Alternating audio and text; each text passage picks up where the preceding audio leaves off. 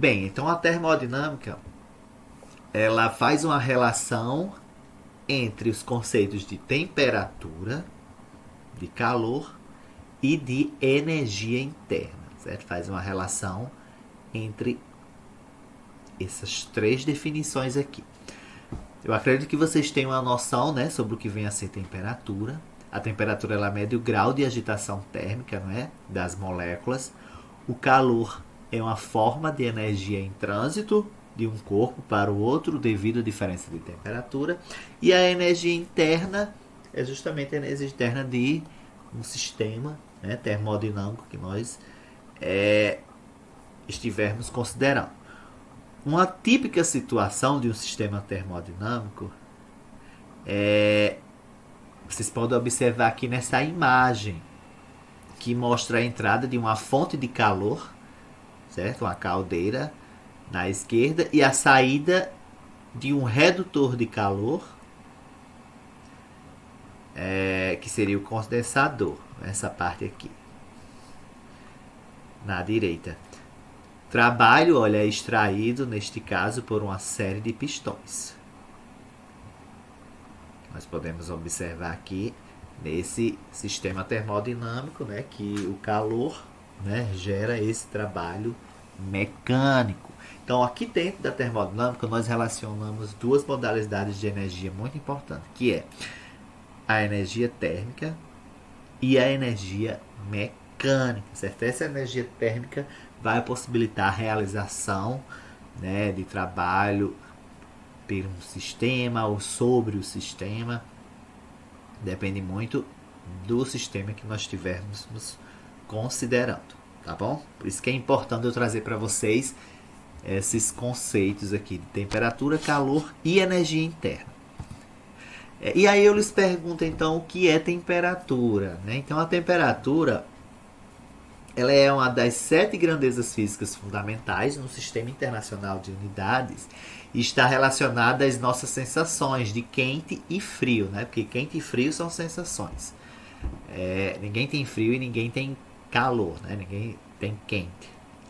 E aí a temperatura ela mede o grau de agitação térmica das moléculas, que está diretamente relacionado e de forma proporcional à sua energia cinética, né, das moléculas. É medida com um termômetro, né? E aí nós temos diversos tipos de termômetros que são utilizados para fazer medição de temperatura, né? E é essa energia térmica das moléculas. Quanto maior esse grau de agitação térmica das moléculas, maior é numericamente o valor da temperatura. E no SI a unidade para a temperatura é Kelvin, né? E aí nós vamos ver que a temperatura existem outras escalas termométricas e uma delas é a Kelvin, que é a escala absoluta, né? E aí vem a questão sobre o que seria calor. Então o calor é uma forma de energia que flui entre um sistema e sua vizinhança em virtude de uma diferença de temperatura entre eles. Então tem que existir uma diferença de temperatura nesse sistema termodinâmico que estejamos considerando, né? Esses corpos têm que estar a temperaturas diferentes para que o calor ele possa fluir de um corpo para outro, né? Esse fluxo de calor. Então é uma forma de energia que flui de um corpo para o outro devido à diferença de temperatura, certo? Então essa é a definição de calor e aí vocês já podem, né, ter essa noção da diferença entre calor e temperatura, né, que são coisas completamente diferentes e definições importantíssimas aqui dentro da termodinâmica. E o que a termodinâmica ela explica? Né? O que a termodinâmica procura explicar? Então, ela explica as principais propriedades da matéria, a correlação entre estas propriedades e a mecânica dos átomos e moléculas, né? Dentro dessas modalidades de energia térmica e energia mecânica. A termodinâmica ela trata das transformações da matéria nos seus 4 estados, né? E aqui nós temos justamente os 4 estados físicos. O sólido, ó, que é a estrutura das moléculas mais organizadas. O líquido, né, é um dos estados físicos da matéria. E o gasoso. Nós temos também um outro estado físico para a matéria, que é o plasma, né? Aí vai envolver íons, elétrons, aí é uma forma de organização bem mais aleatória do que o estado gasoso, certo? Então esses são os 4 estados físicos da matéria. Eu acredito que até o momento vocês conheciam mais esses 3 mais comuns, que é o sólido, o líquido e o gasoso. Esse plasma, ele é mais novo para você. Bom, então a termodinâmica ela explica essas propriedades da matéria e a correlação entre estas propriedades e a mecânica dos átomos e moléculas, né? E aí a matéria ela pode estar em um destes 4 estados físicos. Bom, definições aqui importantes na termodinâmica. O que seria então um sistema termodinâmico? Então, uma certa porção de matéria suficientemente extensa para poder ser descrita por parâmetros macroscópicos contida no recipiente. Então, isso seria um sistema termodinâmico. Vizinhança do sistema, né?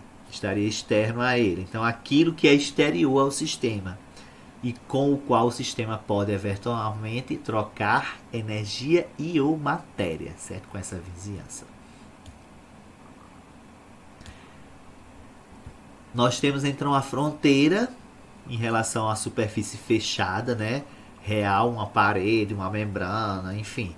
Ou abstrata, imaginada por nós mesmos, né? Uma situação de uma fronteira em um sistema termodinâmico que separa o sistema da sua vizinhança, né? Então isso seria uma superfície fechada. E ela pode ser real ou abstrata, essa fronteira.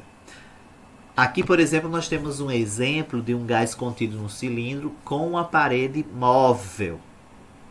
Vejam, olha, a vizinhança aqui, no caso, olha, é o ar exterior ao recipiente. O sistema, nós temos o gás, um recipiente de parede móvel, né? Aqui. A parede móvel, que é justamente o êmbolo, mais a superfície lateral do cilindro, aqui, olha, e a base do cilindro formam a fronteira, que são as paredes do recipiente, certo? Essas paredes do recipiente são as fronteiras. E aqui nós podemos justamente observar essas 3 definições aqui importantes na termodinâmica. O sistema, que é formado por esse gás, né? E esse gás é que vai mover, né, esse êmbolo.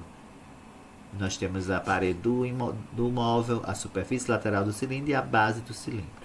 E a própria vizinhança aqui, que é o ar exterior ao recipiente, tá bom? Então, nesse exemplo, a gente pode observar aquelas 3 definições para a termodinâmica. E aí, olha, os sistemas eles podem ser fechado, isolado e aberto. Então, nós temos essas 3 situações aqui para os sistemas termodinâmicos. E vejam o seguinte, um sistema ele é fechado, ele pode ser considerado fechado quando não troca matéria com a vizinhança. Pode trocar energia, mas aí um sistema fechado ele não troca a matéria, certo? Até porque esse sistema ele está fechado. Já um sistema isolado não troca energia nem matéria com a vizinhança. Não existe troca nenhuma em um sistema isolado. E um sistema aberto, ele troca a matéria com a sua vizinhança, né, com o exterior. Consequentemente, também pode estar ocorrendo troca de energia aqui. E informações importantes, olha, em relação às fronteiras, né? Nós temos aqui as paredes diatérmicas, olha, que permitem transferência da energia na forma de calor. Nós temos as paredes adiabáticas nos sistemas termodinâmicos que não permitem transferência de calor. E nós temos as paredes móveis ou fixas.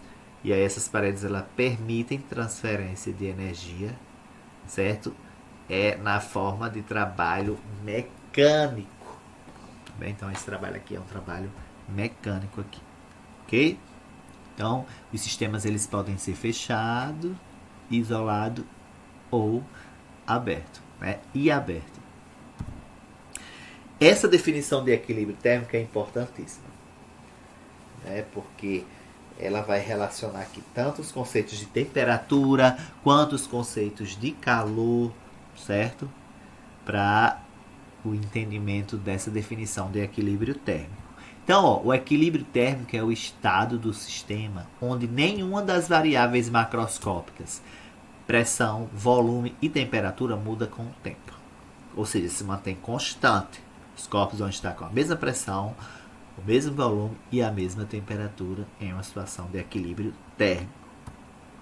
Então, olha aqui, por exemplo, nós temos esse corpo aqui, ó, a 50 graus Celsius e este a 20. O calor ele vai fluir do de maior temperatura para o de menor temperatura.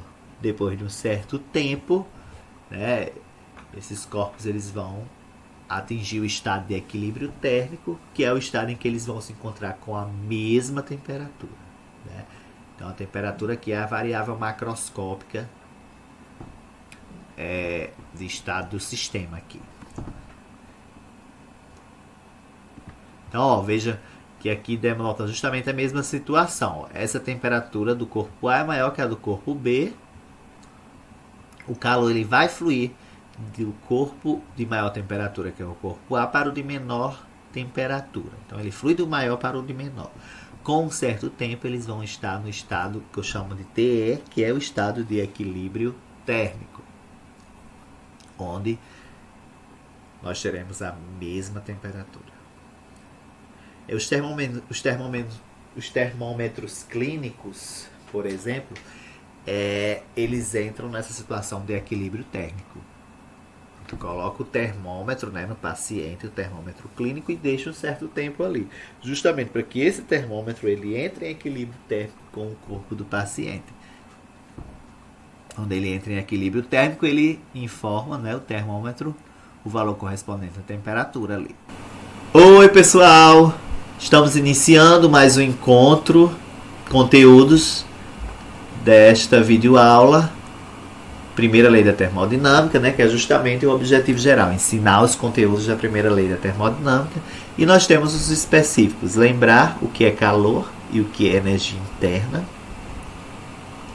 Então a gente vai trazer esse lembrete para vocês, né, que eu já falei em outras videoaulas. Definir capacidade térmica, calor específico, aprender o trabalho realizado durante variações de volume e compreender a primeira lei da termodinâmica, além de nós exemplificarmos os conteúdos dessa videoaula. Então aqui nós vamos adentrar dessa primeira lei da termodinâmica. Até o momento a gente só falou meio por cima o que seria termodinâmica. Bom, então nós vimos anteriormente, se os corpos estiverem a temperaturas diferentes, a energia ela pode ser trocada entre eles por meio de calor, né? Geralmente do mais quente para o mais frio. T1 aqui está mais quente que T2. E aí nós temos esse fluxo. No equilíbrio térmico, os corpos em contato térmico eles deixam de trocar calor porque se encontram com a mesma temperatura. E a condição para ocorrer troca de calor é a diferença de temperatura. A temperatura, olha, é a propriedade que determina se um corpo está em equilíbrio térmico com outros corpos, não é? E aí nós temos os sistemas termodinâmicos. Aqui, ó, nós temos a fronteira do sistema, que são suas paredes, temos o êmbolo e os pesos, né, que está aqui possibilitando uma variação de pressão nesse êmbolo. Então, a vizinhança do sistema, né, o que fica fora da fronteira, nós temos aqui. E o processo termodinâmico, processo no qual ocorre variação no estado do sistema termodinâmico aqui, né? Então ocorre variação, né? Esse corpo ele pode estar sofrendo uma variação de pressão em decorrência, né, desses pesos aqui em cima do êmbolo. Então, ó, certa massa delimitada por uma fronteira, e aí esse sistema ele é um sistema fechado, ou seja, sistema que não troca massa com a vizinhança, mas permite passagem de calor e trabalho por essas fronteiras, né? Porque no sistema fechado não ocorre troca de massa, apenas de energia, no caso aqui na forma de calor e de trabalho. Então, um sistema isolado, olha, ele não troca energia nem massa com a vizinhança, bom? Aí nós já vimos também em outras videoaulas. Já em um sistema aberto, ele troca tanto energia como massa, né? Aqui, ó, no conteúdo de calor e primeira lei da termodinâmica, veja o seguinte: até por volta de 1850, os campos da termodinâmica e da mecânica eles eram considerados dois ramos distintos. Não existia aí essa relação ainda do trabalho com a energia mecânica, né? Dessa energia térmica que poderia ser convertida em energia mecânica, né? Trabalho mecânico. E a lei da conservação da energia parecia descrever somente certos tipos de sistemas mecânicos. E a lei da conservação da energia ela está totalmente atrelada aqui com essa primeira lei da termodinâmica. James Joule e outros cientistas eles mostraram que a energia ela pode ser adicionada ou removida de um sistema, ou por calor, ou realizando trabalho sobre ele. E aí esse trabalho ele pode ser realizado pelo sistema ou sobre o sistema. O conceito de energia ele foi ampliado para incluir a energia interna, e essa expansão da conservação da energia é chamada de primeira lei da termodinâmica, certo? Essa expansão da lei da conservação de energia, que é bem equivalente à primeira lei da termodinâmica. E a lei da conservação da energia, ela emerge então como uma lei universal da natureza. Bom, e aí vem aquela perguntinha, o que é calor? Lembrando, né, energia transferida de um sistema para o ambiente ou vice-versa devido a uma variação de temperatura, né? Essa é a condição para que ocorra o fluxo de calor. E a energia interna, não é, consiste na energia cinética e na energia potencial, né, associada aos movimentos aleatórios dos átomos, moléculas e outros corpos microscópicos no interior do objeto, né? Sua mecânica. A unidade, tanto para calor quanto para trabalho, é calorias, né? Que uma caloria equivale a 3,9698 vezes a menos 3 BTU ou 4,1868 joules. Ou simplesmente uma caloria é igual a 4,18 joules. Que nós vamos utilizar mais aqui calorias, e no SI a unidade é joule. Para qualquer forma de energia, assim como o calor, e para o trabalho também. A unidade é joule. No SI, que é o sistema de padronização de unidades. Bem, capacidade térmica aqui, olha, é a constante de proporcionalidade entre calor recebido ou cedido por um objeto e a variação de temperatura do objeto. E aí essa capacidade térmica é representada por um C maiúsculo e vai ser igual à razão. A quantidade de calor sobre a variação de temperatura. Essa quantidade de calor ela é o produto da massa do corpo vezes o calor específico, que é esse Czinho, vezes a variação de temperatura. E aí a gente corta a variação de temperatura com variação de temperatura, ficamos que a capacidade térmica é igual ao produto da massa vezes o calor específico. Esse calor específico ele é uma característica também de cada material. E aí o calor específico é a quantidade de calor necessária para que cada grama de uma substância sofra uma variação de temperatura correspondente a 1 grau Celsius. Essa seria a quantidade de calor necessária que o corpo vai absorver para variar 1 grau. Então isso é o que representa calor específico. Essa grandeza é uma característica de cada tipo de substância, como dito, e indica o comportamento do material quando exposto a uma fonte de calor. Tá bom? Aqui, por exemplo, nós temos essa tabelinha que mostra o calor específico para algumas substâncias. Veja que a água tem um elevado calor específico, ou seja, ela tem que absorver mais calor para variar a sua temperatura em 1 grau Celsius do que essas outras substâncias, como gelo, alumínio, vidro, ouro. E aí nós temos esses calores de transformação, que veja o seguinte: a quantidade de energia por unidade de massa que deve ser transferida em uma forma de calor para que uma amostra mude totalmente de fase é chamada de calor de transformação, certo? E aí essa quantidade de calor de transformação pode ser o calor latente ou o calor sensível. O calor latente, o corpo ele se mantém no mesmo estado físico. Já o calor sensível não, ele muda de estado físico. A quantidade de calor latente, ó, esse Qzinho aqui maiúsculo, é igual ao produto da massa e uma constante de proporcionalidade L, que vai depender de que estado físico aí o corpo ele vai estar mudando. Por exemplo, a fusão,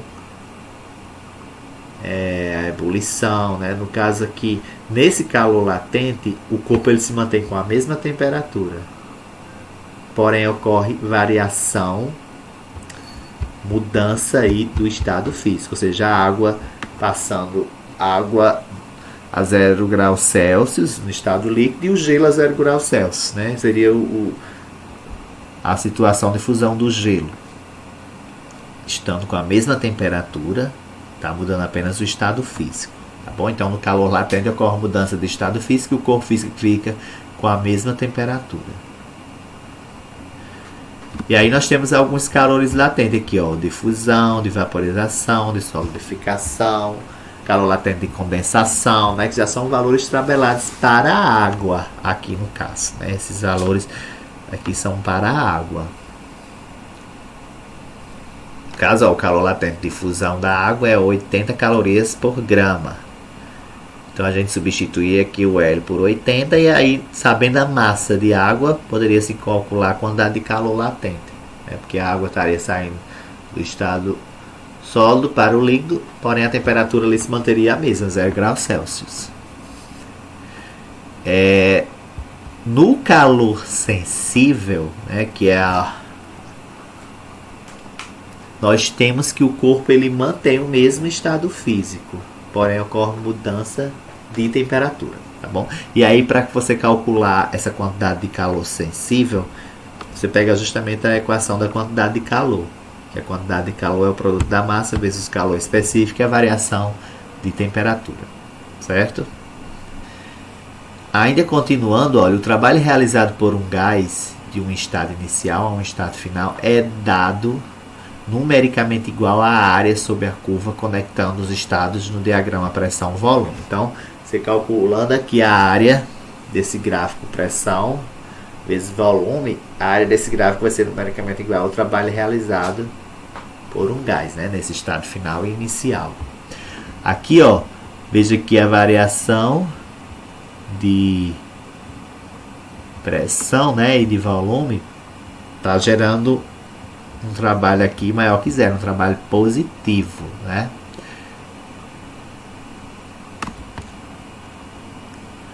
Já nessa outra situação aqui, ó, o trabalho está sendo negativo. Geralmente, quando o trabalho ele é positivo, ele é realizado pelo gás. Quando ele é negativo, ele é realizado sobre o gás, certo? Então é importante se deter a essas questões. Belezinha?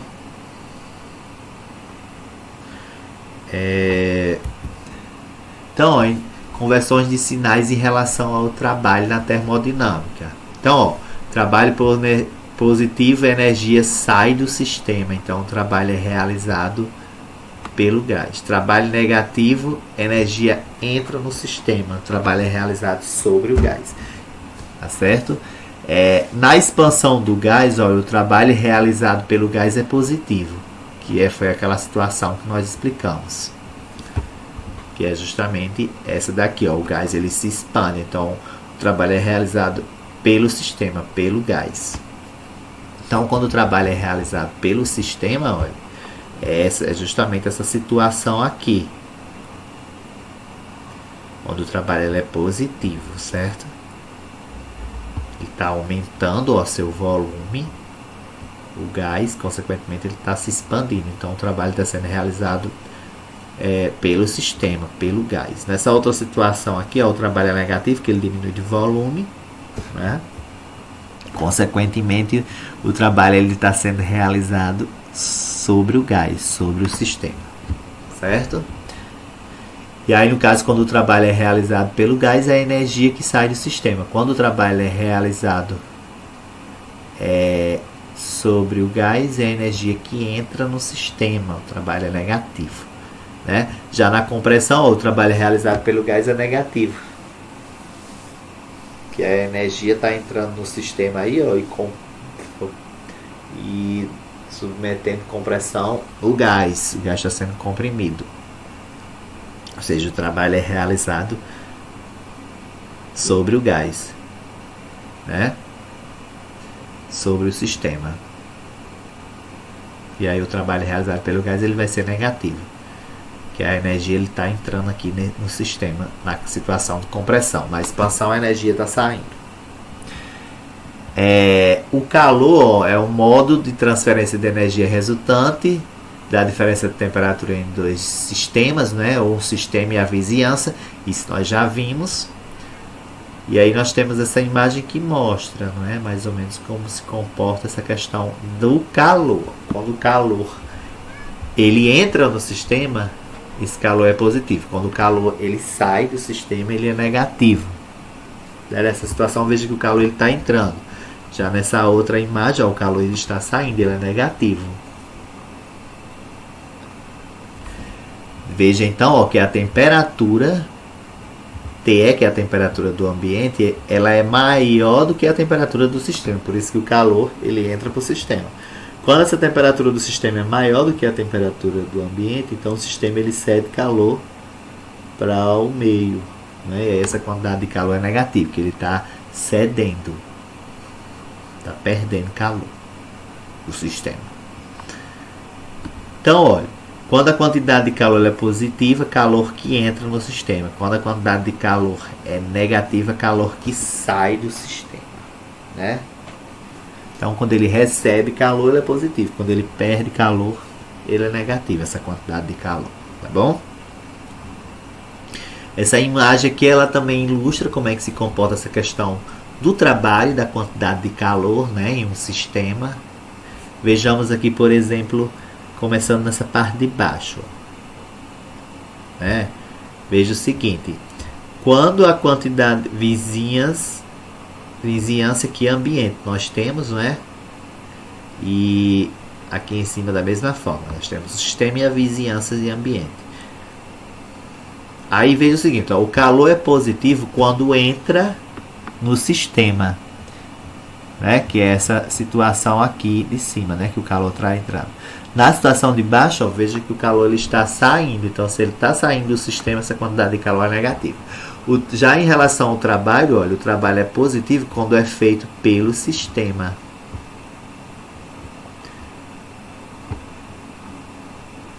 Já ele é negativo quando é feito sobre o sistema, né? Então, quando esse trabalho é realizado pelo sistema, né?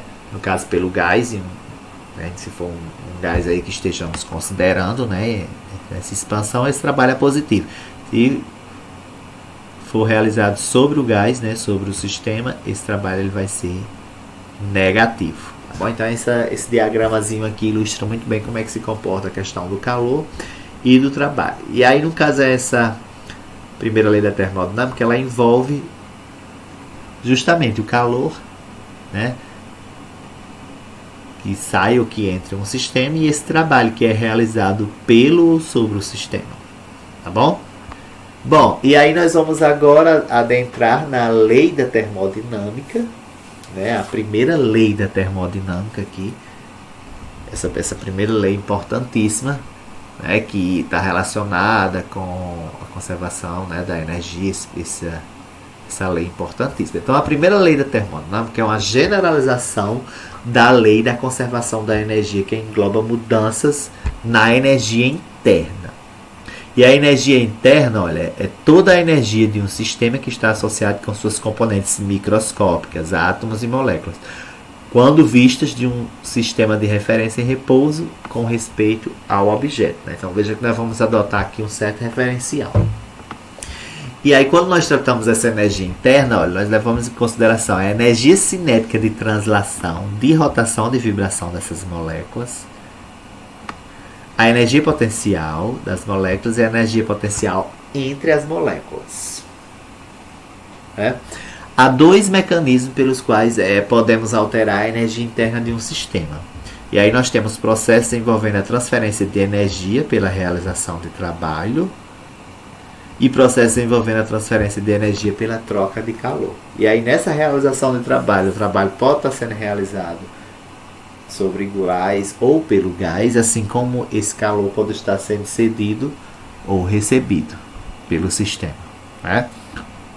E aí nós temos essa equação que representa justamente a primeira lei da termodinâmica, que é uma generalização da conservação da energia, que a variação da energia interna, ΔU aqui, olha, é igual à diferença da quantidade de calor cedido ou recebido pelo sistema, menos o trabalho realizado pelo sistema ou sobre o sistema, tá bom?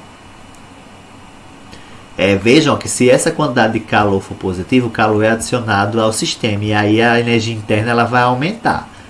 No entanto, se essa quantidade de calor for menor que zero, o calor é retirado do sistema e aí nós temos que a energia interna diminui. Quando esse trabalho é realizado pelo sistema, que é um trabalho positivo, a energia interna diminui justamente em decorrência dessa variação, da quantidade de calor menos o trabalho aqui.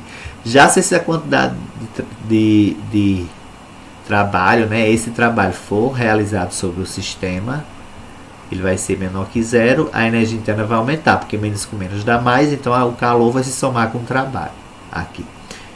Embora, a quantidade de calor e o trabalho dependam do caminho escolhido, a quantidade de calor menos o trabalho independe do caminho. O que vai importar é apenas o estado inicial e final.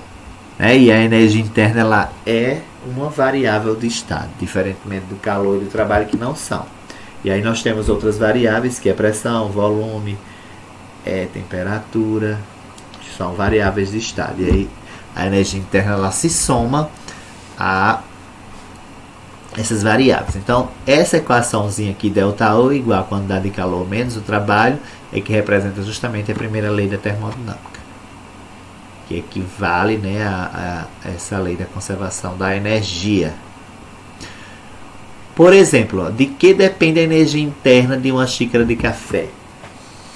O que vai depender? Quais são essas variáveis aí que vão influenciar? Então, veja o seguinte, a energia interna de uma xícara de café ela depende apenas do seu estado termodinâmico, ou seja, do estado final inicial. E aí veja o seguinte, quais são as quantidades de água e de pó de café existentes no sistema e qual é a sua temperatura. Ela não depende da história do modo como ele foi preparado, ou seja, do caminho termodinâmico que conduziu o sistema até o estado em que ele se encontra. O que vai interessar é o estado inicial, o estado final, certo? De uma xícara de café, tá bom? Olá pessoal, tudo bem? Estamos de volta em mais uma videoaula. Os objetivos aqui, sempre iniciando pelo geral, no caso, ensinar os conteúdos da primeira lei da termodinâmica, continuando esse ciclo. E nós temos entre os específicos, que nós vamos entender algumas aplicações da primeira lei da termodinâmica, compreender como se comporta a energia interna de um gás ideal e vamos exemplificar os conteúdos dessa videoaula, em relação à primeira lei da termodinâmica. Em um processo isovolumétrico ou isocórico, a transformação ela vai acontecer a volume constante, isso em relação à cinética dos gases que depois nós veremos. Então, em uma transformação isovolumétrica, em um sistema isovolumétrico ou em um processo também chamado isocórico, aqui nós vamos ter que o volume está constante, ele apenas vai estar variando a pressão e a temperatura. E como o volume se mantém constante, consequentemente, nós teremos aí que a variação da energia interna vai ser igual à quantidade de calor, porque o trabalho aí como ele depende do volume, e o volume se mantém constante, aqui dentro da primeira lei, essa variação da energia interna vai ser justamente igual à quantidade de calor, porque o trabalho aí vai ser nulo, tendo em vista que o volume é constante. Fazendo aplicações aqui da primeira lei, já em uma situação de um processo isotérmico, a temperatura constante, certo? Então, se a temperatura ela é constante, ela não varia. Entrando aqui na primeira lei da termodinâmica, a variação de temperatura sendo nula, né, tendo em vista que essa transformação é isotérmica, a temperatura constante, a energia interna vai ser nula, certo? Então, em um sistema em que a temperatura se mantém constante, a variação da energia interna ela é nula. Isso é o que nós observamos nessa situação aqui, ó, do êmbolo em movimento, né, lento, por exemplo, em uma seringa. E aqui nesse gráfico ele mostra uma situação justamente como essa, em que a variação de temperatura ela é nula devido a ser constante a temperatura, tanto do estado inicial quanto do estado final.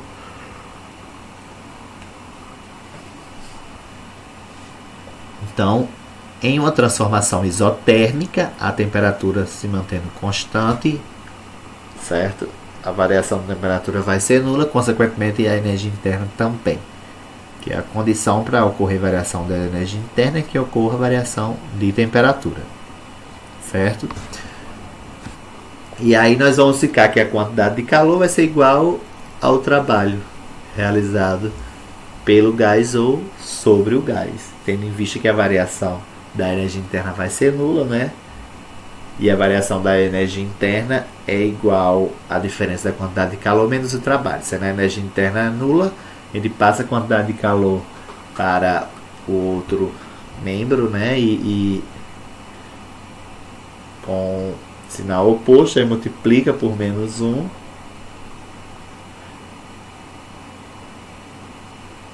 Então ficamos que a quantidade de calor é igual ao trabalho. E essa quantidade de calor pode ser recebida ou cedida por um sistema. Esse trabalho, né, vai ser realizado pelo ou sobre o sistema. Quando a gente se refere à quantidade de calor, essa quantidade de calor ela pode ser cedida. Se for cedida, essa quantidade de calor é negativa. Se for recebida pelo sistema, essa quantidade de calor é negativa. Então, se o sistema recebe calor, é positivo. Se ele cede, é negativo. Não vamos se confundir com isto.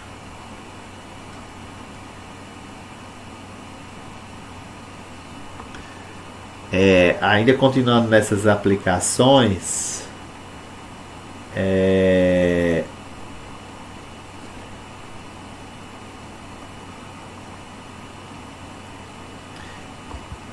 vamos ver agora uma situação em que a transformação é sem troca de calor, que seria um processo adiabático.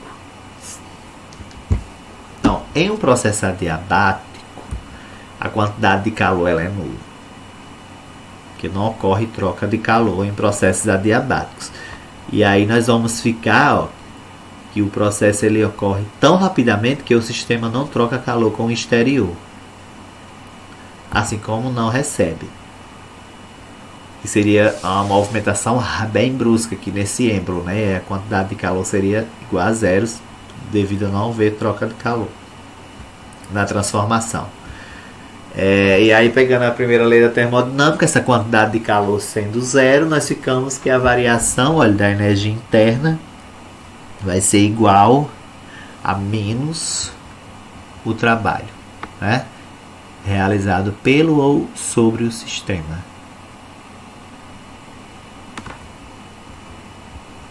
Quando o sistema ele passa por uma expansão adiabática, sua temperatura ela diminui. Por isso que pode ocorrer dessa energia interna ser negativa. Quando o sistema passa por uma compressão adiabática, sua temperatura aumenta. Consequentemente, a energia interna vai ser aqui aumentada, não é? Vai ser positiva. Mas aí quando ocorre trocas de calor, aí o processo vai ser diferente. Porém, sem troca de calor, é essa situação em que a quantidade de calor vai ser nula e a variação da energia interna vai ser igual a menos o trabalho realizado pelo sistema ou sobre esse sistema, certo? A área desse gráfico aqui, da pressão versus o volume, nessa situação de um processo adiabático, a área do gráfico ela é igual ao trabalho, certo? Realizado pelo sistema ou sobre o sistema.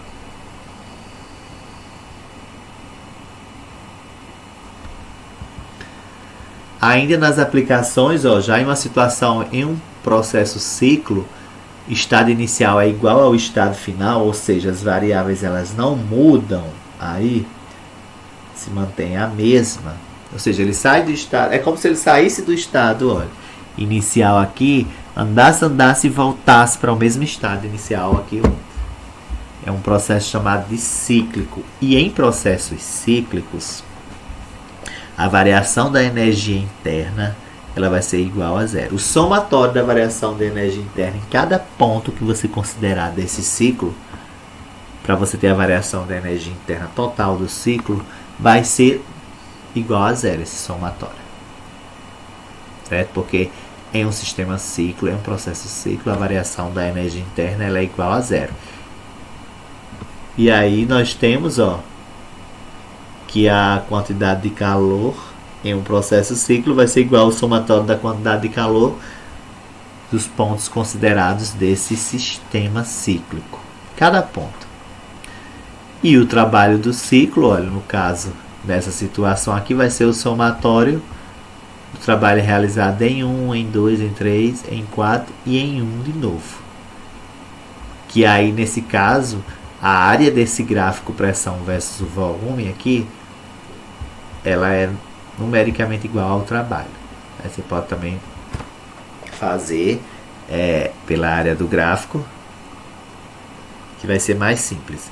Porém, você pode encontrar o trabalho realizado em cada ponto desse, em 1, em 2, em 3, em 4 e em 1 de novo, quando ele chega, e somar. E aí você vai ter o trabalho desse processo cíclico, né? Desse processo cíclico. E aí, pela primeira lei da termodinâmica, como a variação da energia interna do ciclo é zero, nós ficamos que a quantidade de calor aqui cedido ou recebido nesse processo ciclo vai ser igual ao trabalho realizado pelo sobre o sistema nesse processo ciclo. Ou seja, ele sai do estado inicial e volta para o estado inicial. O estado inicial é igual ao estado final. E aí, olha, a variação da energia interna, não é? Ela é nula, e o trabalho do ciclo é maior que zero. Consequentemente, a quantidade de calor do ciclo também é maior que zero. O sentido do ciclo nesse diagrama pressão versus volume ele é horário. Que aí nós estamos levando em consideração esse exemplo. Que aí o sistema ele recebeu o calor, né? E entrega trabalho, realiza trabalho, né? Já que esse trabalho é positivo. Isso é em relação a essa situação desse diagrama. O trabalho é positivo e a quantidade de calor do ciclo também é positiva. Ok? E em uma expansão livre, são processos adiabáticos nos quais nenhum trabalho é realizado. Seria basicamente essa situação aqui dessa imagem, não é? Quando a gente abrir essa válvulazinha, esse gás ele vai se expandir livremente, não é? Aqui. E aí a quantidade de calor vai ser igual ao trabalho mais a variação da energia interna, certo? Nessa expansão livre aqui. No caso, como em um processo adiabático, né, a quantidade de calor é igual a zero, o trabalho aqui não é realizado, não ocorre realização do trabalho, então esse trabalho também é nulo. Consequentemente, a energia interna também vai ser nula. Então é uma expansão livre, a variação da energia interna, né, ela é nula. Em consequência da quantidade de calor ser nula, porque nós temos um processo adiabático e não se realiza trabalho. Então esse trabalho ele também vai ser nulo. E em decorrência disso, a energia interna também é nula. A temperatura do gás no estado inicial e final tem que ser a mesma. Então, se essa temperatura é a mesma, se a variação de temperatura é igual a zero, consequentemente não se tem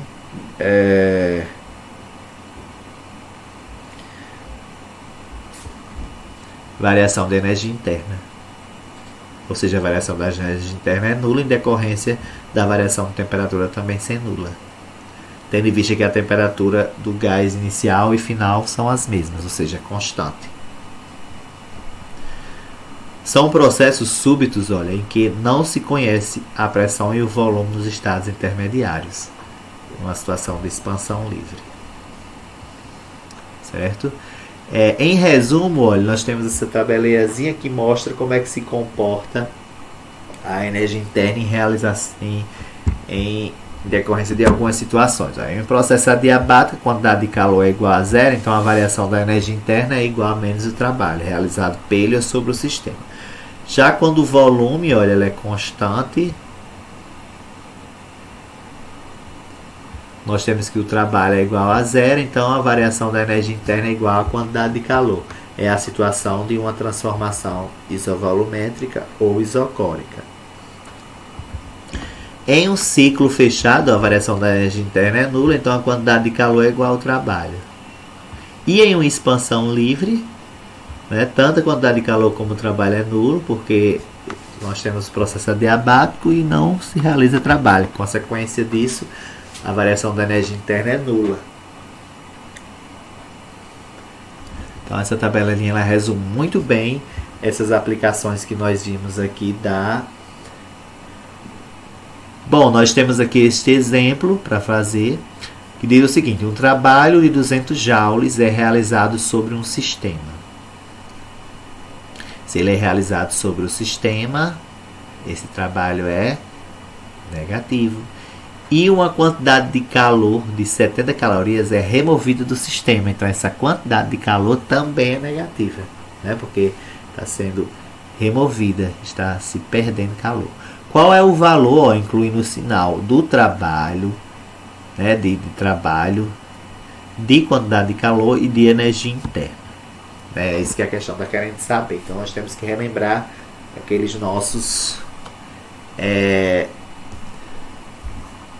conceitos, né, de como se comporta tanto a quantidade de calor como o trabalho e a variação da energia interna. Então, ó, vindo aqui para a resolução. Como o trabalho é realizado sobre o sistema, nós temos que esse trabalho é negativo, menos 200 joules.